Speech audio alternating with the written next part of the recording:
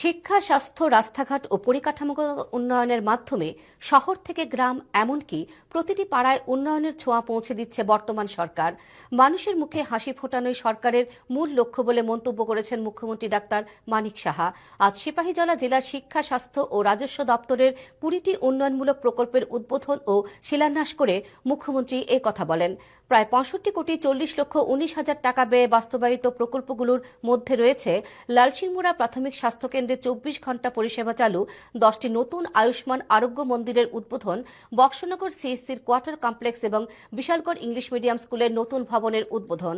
এর আগে তিনি বিশ্রামগঞ্জের সিপাহীজলা জেলা হাসপাতালের ভিত্তিপ্রস্তর স্থাপন করেন। অনুষ্ঠানে মুখ্যমন্ত্রী বলেন, প্রধানমন্ত্রী নরেন্দ্র মোদীর অ্যাক্ট ইস্ট নীতির ফলে রেল ও সড়ক যোগাযোগে ত্রিপুরা দ্রুত এগিয়ে চলেছে। আইন শৃঙ্খলার উন্নতির পাশাপাশি ত্রিস্তরীয় পঞ্চায়েত পর্যন্ত ই-অফিস ব্যবস্থা চালু করে সরকার স্বচ্ছতা নিশ্চিত করেছে। তিনি আশা প্রকাশ করেন, ভবিষ্যতে রাজ্যে বন্দে ভারত বা ইন্টারসিটি ট্রেনও চালু হবে।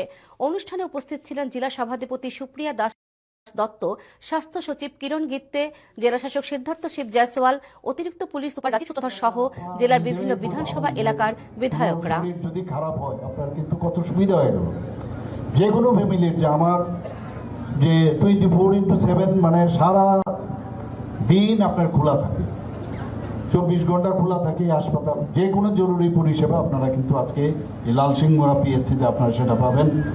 এবং তাছাড়াও আমাদের প্রায় আজকে 20টি যে উন্নয়নমূলক প্রকল্প, এর মধ্যে স্বাস্থ্য দপ্তরও রয়েছে, রাজস্ব দপ্তর রয়েছে, শিক্ষা দপ্তর রয়েছে। এখানে যিনি ঘোষণা করছিলেন, যিনি মাস্টার অফ দ্য সেরেমনি, উনি বলেছেন প্রায় টোটাল এর মধ্যে আমাদের যে টাকা খরচ হচ্ছে 65,40,19,000 টাকা।